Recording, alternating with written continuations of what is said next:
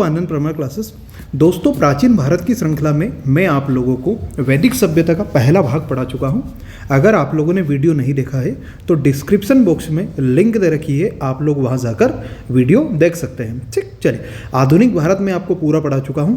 अब प्राचीन भारत चल रहा है। प्राचीन भारत के बाद आप लोगों को मध्यकालीन भारत पढ़ा दिया जाएगा। ठीक, चल, अगर आप लोग हमारे ग्रुप से नहीं जुड़े हैं तो आप लोग हमारे ग्रुप में इस नंबर पर मैसेज कर देना, तो आप लोगों को ग्रुप से जोड़ दिया जाएगा ताकि जो भी वीडियो नए बनते रहें उनकी लिंक आप लोगों को मिलती रहे। ठीक है, चल स्टार्ट करते हैं क्लासेस अपनी बिना कोई देरी किए।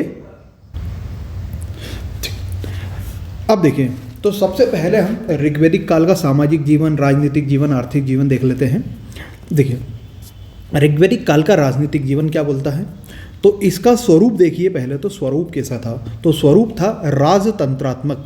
राजनीतिक जीवन पढ़ रहे हैं तो अपन राजा से रिलेटेड जानकारी प्राप्त करेंगे ओनली, है ना। और राजनीतिक जीवन में जो स्वरूप था वो राजतंत्रात्मक था। मतलब राजा जो है वो राज्य महल में नहीं रहता था, राजा रहता था कबीले में। कहाँ पे रहता था? कबीले में, क्योंकि स्थायी निवास तो रहते नहीं थे। तो राजा प्रमुख होता था, परंतु स्वेच्छाचारी नहीं था। स्वेच्छाचारी मतलब कैसा कि राजा अपने मन से कोई भी कार्य नहीं करता था, उसको अपनी सेना से या अपने लोगों से सलाह मशवरा लेना पड़ता था। और राजा जो है वो कर भी नहीं ले सकता था। जो कर था वो स्वेच्छाचारी था। अगर लोगों की इच्छा होती कर देने की तो वो देते थे, नहीं तो नहीं देते थे। मतलब राजा जो है वो जबरदस्ती किसी से भी कर नहीं ले सकता था। राजा कबीले में रहता था और भैया परंतु ज़्यादा शक्तिशाली नहीं था। और राजा का पद वंशानुगत था, मतलब राजा का बेटा ही राजा बनता था। ठीक, चल मंत्री की बात करें तो टोटल 12 मंत्री थे, जिसमें पुरोहित और सेनानी प्रमुख थे। तो टोटल मंत्री जो हुआ करते थे वो मंत्री थे 12, जिसमें पुरोहित मतलब पंडित और सेनानी मतलब जो युद्ध लड़ते थे वो सेनानी प्रमुख थे। सेना क्या था? तो स्थायी सेना का अभाव था। मतलब जब भी लड़ाई होती थी पास के कबीले के राजाओं से, तो राजा जो है वो एक सेना का गठन करता था। वो अस्थायी सेना हुआ करती थी, जिसको कहते थे मिलिशिया। क्लियर है इतनी बात है? ठीक, चल आगे की बात करते हैं। अब संस्थाएं देख लेते हैं, क्या क्या संस्थाएं बनी थी। तो उस समय एक संस्था थी विदत। विदत जो संस्था थी ये सबसे प्राचीन थी, जो सैनिक और असैनिक तथा धार्मिक कार्य से संबंधित थी। एक थी परिषद। परिषद जो थी ये जनजाति सभा थी। एक था सभा और समिति। आप लोग कमेंट सेक्शन में कमेंट करके बताइए कि मैंने आपको कौन से वेद में बताया है कि सभा और समिति को प्रजापति की 2 पुत्री कहा गया है, ये कब कहा गया है। ठीक है, चल तो सभा देख लेते हैं। इसका स्वरूप वर्तमान के राज्यसभा जैसा था और समिति का स्वरूप कैसा था? लोकसभा के।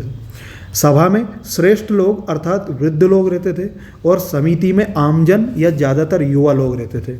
सभा का अध्यक्ष होता था सभापति और समिति का अध्यक्ष होता था ईशान या सभापति। इसमें महिला भागीदार हुआ करती थी। क्लियर है इतनी बातें? और समिति का एक कार्य था कि राजा के कई पुत्रों में से एक पुत्र को चुनते थे और उसको राजा बनाते थे। तो राजा बनाने का काम था समिति का। जो राजा के जैसे 2-3 पुत्र हैं तो उन 1-3-4 पुत्रों में से जो योग्य व्यक्ति है, जो राजा बनने के लायक है, उसको राजा बनाते थे। ठीक, क्लियर थी बात? चल नोट, ऋग्वेद में गण तथा परिषद का भी वर्णन मिलता है और गणतंत्र का प्रारंभिक उल्लेख जो है वो ऋग्वेद में मिलता है। आगे है न्याय, कि न्याय प्रशासन कैसा था। तो न्याय का जो प्रमुख था वो था राजा। सबसे बड़ा अपराध था गाय की चोरी करना। गाय की हत्या करने पर 100 गायों को दान करना पड़ता था भैया। और इसका अपराध रोकने के लिए एक तो स्पर्श और एक उग्र। स्पर्श जो है वो गुप्तचर हुआ करते थे और उग्र पुलिस का काम करती थी। ऋग्वैदिक काल का राजनीतिक जीवन का विभाजन देख लो। तो सबसे छोटी इकाई थी कुल। कुल का व्यक्ति था, मतलब जो मेन अधिपति था वो था कुलप या गृहपति। ग्राम का ग्रामीणी। विश मतलब जिला, तो विश का प्रमुख कौन था? विशपति। और जन का गन्नश गोपा या राजा। तो कभी आपसे पूछे कि ऋग्वैदिक काल में सबसे छोटी राजनीतिक इकाई कुल और सबसे बड़ी राजनीतिक इकाई जन। उत्तर वैदिक काल में जन बन जाएगा जनपद और वैदिकोत्तर काल में जनपद बन जाएगा महाजनपद। आगे चलते हैं। ऋग्वैदिक काल का सामाजिक जीवन देख लेते हैं कि समाज किस तरह से था। महिलाओं की प्राथमिकता थी या पुरुषों की प्राथमिकता थी। तो जो समाज था वो पितृसत्तात्मक था, मतलब पुरुषों की प्रधानता थी, परंतु महिलाओं की जो स्थिति वो एक हद तक अच्छी थी। महिलाओं की स्थिति अच्छी थी परंतु समाज पितृसत्तात्मक था। और इनके रिश्तेदार को कहते थे नप्त्री, है ना, नप्त्री ऐसा लिखाएगा, नप्त्री। ठीक, इनके रिश्तेदार क्या कह लेते थे? नप्त्री। विभाजन देख लो कि समाज कितने भागों में बटा हुआ था। तो विभाजन जो है वो वर्ण व्यवस्था तो थी, मतलब जाति व्यवस्था तो थी, परंतु वो जन्म आधारित ना होकर कर्म आधारित थी, मतलब जो व्यक्ति जैसा कर्म करता था उस तरह से उसकी जातिगत भेदभाव हुआ करता था। तो वर्ण व्यवस्था का प्रचलन था, बिल्कुल था। वर्ण व्यवस्था जन्म तथा जाति पर आधारित ना होकर कर्म पर आधारित थी। जनश्रुति के हिसाब से एक पुरुष के मुख से जो है ब्राह्मण का जन्म हुआ है, भुजा से क्षत्रिय का, जांग से वैश्य का और पैर से शूद्र का विकास हुआ है। ये 4 जातियाँ थी। महिला दशा बहुत अच्छी थी भैया। एक अपाला है, एक सिक्ता है, एक विश्वरा है, एक घोषा है। इन नामक महिलाओं ने ऋग्वेद में मंत्र की रचना करी है। ये महिलाएं जो है वो संस्था में भाग लेती थी। इनको पुनर्विवाह, नियोग प्रथा तथा बहुपति विवाह का प्रचलन था। नियोग प्रथा से उत्पन्न संतान क्षेत्रज कहलाती थी। जो कन्याएं जीवन भर कुंवारी रहती थी उनको अमाजू कहा जाता था। क्लियर है इतनी बातें? ठीक, चल आगे बढ़ो।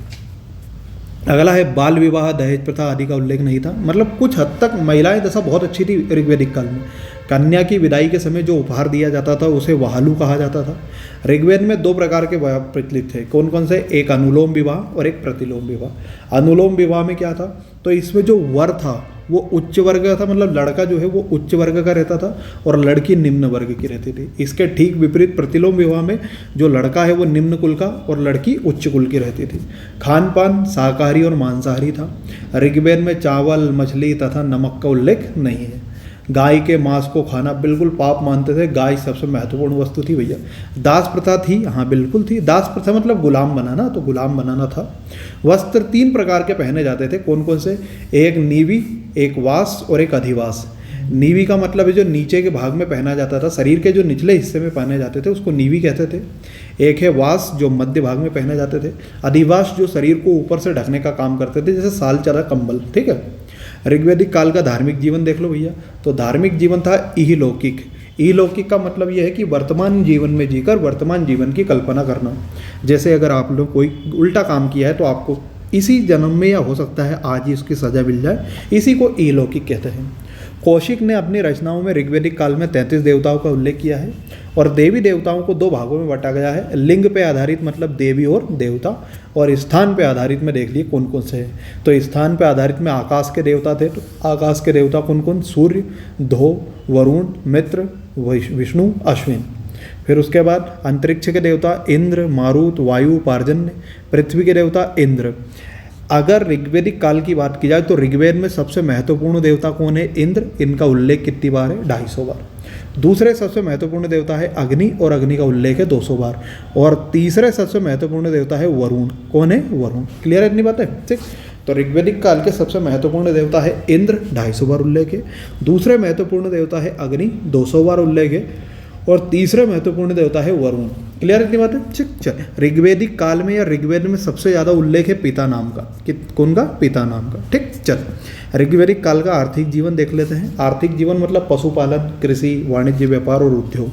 पशुपालन इनका प्रमुख व्यवसाय था, क्योंकि ऋग्वेदिक काल में लोग जो है वो कबीले में रहते थे, तो इसलिए इनका स्थायी निवास तो था नहीं। तो कृषि ज़्यादा होती थी परंतु बहुत कम, मतलब द्वितीयक व्यवसाय था। तो प्राथमिक व्यवसाय क्या था? पशुपालन। गाय का सर्वाधिक सबसे ज़्यादा महत्व था। राजा को गोपति कहते थे, युद्ध को गविष्टि कहते थे, समय को गोधूली कहते थे, दूरी को गव्यतु कहते थे। ठीक। धनी व्यक्ति को गोमद और अतिथि को गोहन कहते थे। मतलब सारी वस्तुओं के नाम जो है वो लगभग गाय के नाम पर रखा जाता था। ऋग्वेद में 176 बार गाय का उल्लेख है। गाय को पवित्र अर्थात अगन्य। अगन्य का मतलब क्या है? ना मारी जाने वाली वस्तु। ऋग्वेद में हाथी तथा बाघ का उल्लेख नहीं है, याद रखना। कृषि की बात की जाए तो यह द्वितीयक व्यवसाय था, प्राथमिक व्यवसाय था पशुपालन। ऋग्वेद में 24 बार कृषि का उल्लेख है। ऋग्वेद में एक ही अनाज जौ का उल्लेख है केवल। ऋग्वेद में हल को लांगल कहा जाता था, हलवाहे को कीवास कहा जाता है, उपजाऊ भूमि को उर्वरा कहा जाता था, और अनाज नापने के बर्तन को उर्दर, खाद को करीशु और जुते हुए क्षेत्र को क्षेत्र और कृषि को चरसेनी कहा जाता था। ये नाम थे ऋग्वेदिक काल में, क्योंकि ऋग्वेदिक काल के लोग जो है वो संस्कृत बोलते थे, संस्कृत भाषा थी, इसलिए सारे जो नाम है ना ये संस्कृत के हैं। ठीक है। चलिए। उद्योग, लोहा तथा चांदी का उल्लेख नहीं है। Very very important. ऋग्वेदिक काल में लोहे तथा चांदी का उल्लेख नहीं है। और कांसे को अयस तथा सोने को हिरण्य कहा जाता था। क्लियर इतनी बात है? ठीक। तो ये था ऋग्वेदिक काल का। अब हम पढ़ते हैं उत्तर वैदिक काल का राजनीतिक जीवन, धार्मिक जीवन, आर्थिक जीवन वगैरह, ये सारी चीज़ें हम विस्तार से पढ़ते हैं। ठीक। अब ऋग्वेदिक काल का आर्थिक, सामाजिक, राजनीतिक जीवन देख लेते हैं। देखिए, आज माफ़ी कीजिए, उत्तर वैदिक काल का, उत्तर वैदिक काल का राजनीतिक जीवन। ऋग्वैदिक काल का तो पढ़ा चुका हूँ, है ना। उत्तर वैदिक काल का राजनीतिक जीवन देख लिए। राजनीतिक जीवन वाला राजा से जुड़ी चीज़ें हम देखेंगे तो स्वरूप था राजतंत्रात्मक, मतलब राजा जो है उसकी शक्ति में वृद्धि हो गई थी। इस काल में राजा जो है वो सबसे महत्वपूर्ण था। इस काल में राजा का सबसे महत्वपूर्ण संस्कार था राज्याभिषेक, जिसे राजसू यज्ञ कहा जाता था। राजसू यज्ञ का वर्णन शतपथ ब्राह्मण में मिलता था। मंत्री की अगर बात की जाए तो इस काल में सर्वाधिक 12 रत्निन का उल्लेख है, जो सेनानी, पुरोहित, युवराज, महिषी, सूत, ग्रामीण, छत्ता, संग्राहिता, भागदूत, स्थपित, अक्षवाप, पालागल आदि थे। यह उच्च पदाधिकारी होते थे।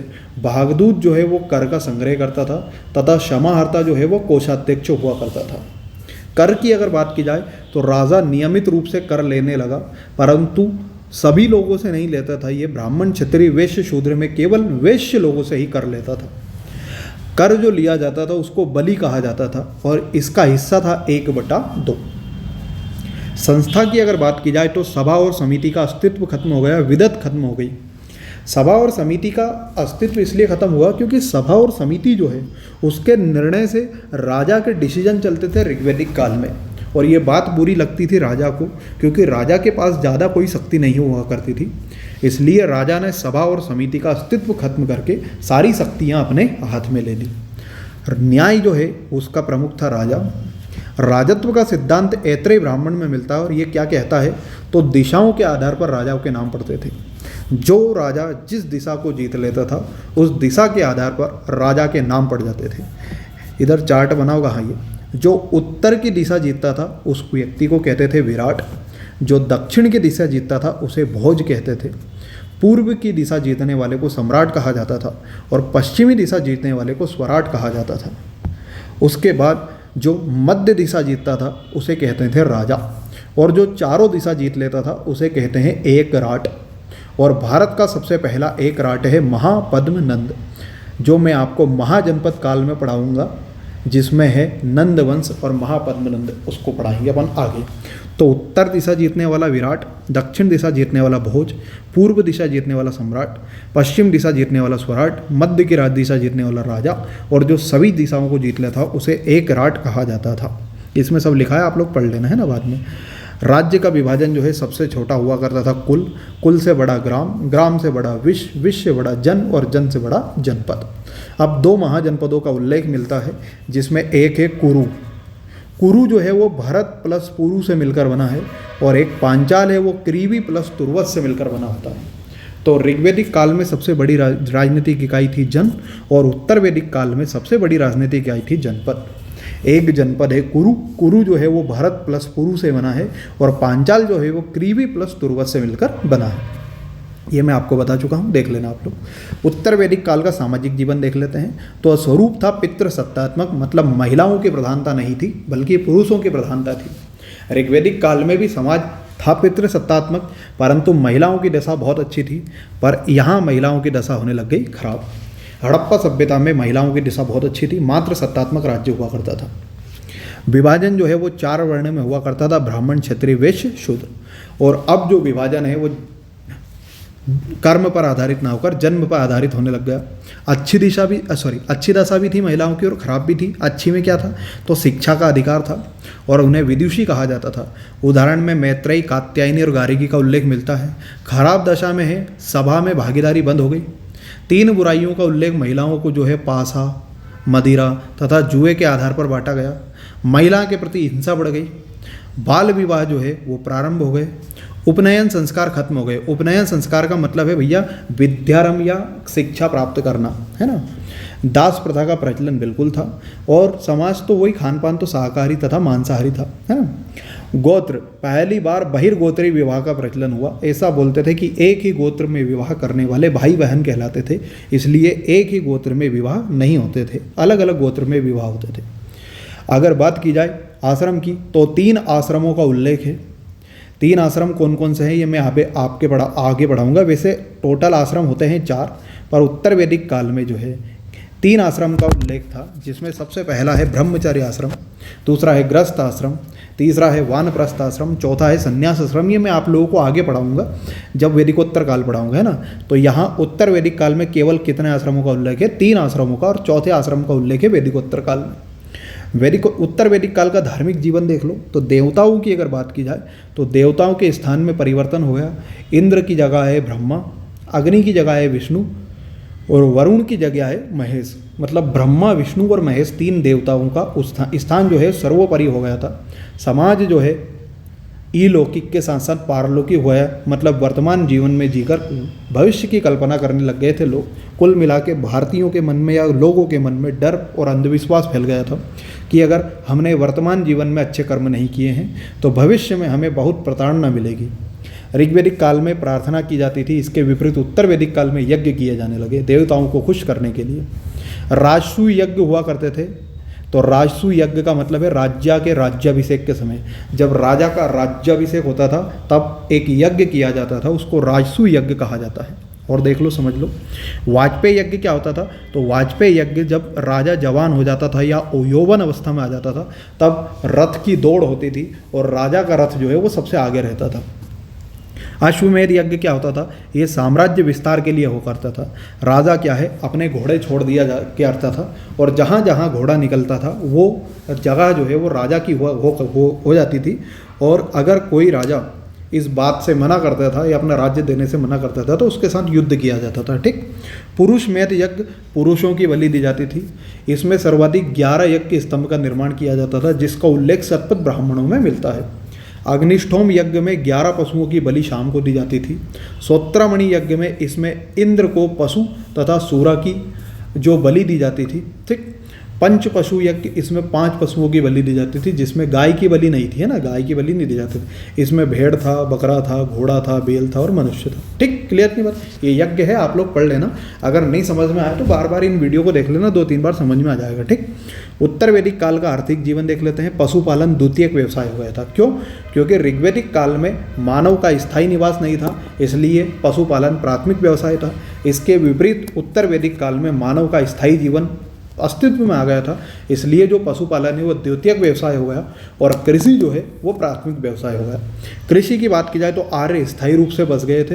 हल को सीर, गोबर को करीस, चावल को ब्रीही, गेहूं को गोधूम और उड़द को मांस कहा जाने लगा। अथर्ववेद में नहर है। अथर्ववेद में नहर का उल्लेख मिलता है। उद्योग की अगर बात की जाए तो इस काल में लोहे, सोना तथा चांदी का ज्ञान हो गया है। और लोहे के सबसे पहले जो अवशेष मिले हैं वो मिले हैं अतरंजी खेड़ा से। अतरंजी खेड़ा कहाँ है भैया? यूपी में, है ना। तो यूपी के अतरंजी खेड़ा से सबसे पहले लोहे के ज्ञान मिले। वाणिज्य व्यापार की बात की जाए तो आंतरिक व्यापार तथा बाह्य व्यापार। आंतरिक व्यापार जो है वो केवल स्थलों के द्वारा होता था। क्लियर इतनी बात है?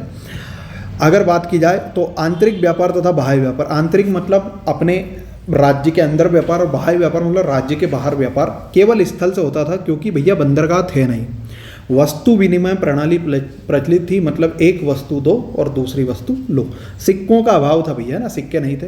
माप तोल में निष्क, सतनाम तथा तुला बीज और द्रोण माप का उपयोग करते थे। निष्क मतलब सोने का ढेर हुआ करता था और तुला बीज मतलब कुछ तोलने की इकाई हुआ करती थी। इनके द्वारा जो है भैया माप तोल की जाती थी। क्लियर इतनी बात है? तो ये था ऋग्वैदिक काल का राजनीतिक जीवन, आर्थिक जीवन, सामाजिक जीवन, धार्मिक जीवन और उत्तर वैदिक काल के भी मैं आपको पढ़ा चुका हूँ। अगला लेक्चर रहेगा वैदिकोत्तर काल के राजनीतिक जीवन, धार्मिक जीवन। इसके बाद वैदिकोत्तर काल में मैं आपको महाजनपद काल पढ़ाऊँगा। अगर कंटेंट अच्छा लगे तो हमारे चैनल को सब्सक्राइब करें और दोस्तों के साथ वीडियो को शेयर करें, ताकि जो ज़रूरतमंद लोग हैं वो यहाँ पर जुड़ सकें और फ्री ऑफ कॉस्ट में सारे वीडियो देख सकें। अगर आप लोग हमारे ग्रुप से नहीं जुड़े हैं तो इस नंबर पर आप मैसेज कर देना, तो आप लोगों को ग्रुप से भी जोड़ दिया जाएगा। ठीक है। Thanks for watching Anand Parma classes. मिलते हैं अगले वीडियो में, तब तक के लिए टाटा बाय बाय। जय हिंद, जय भारत। स्वस्थ रहें और मस्त रहें।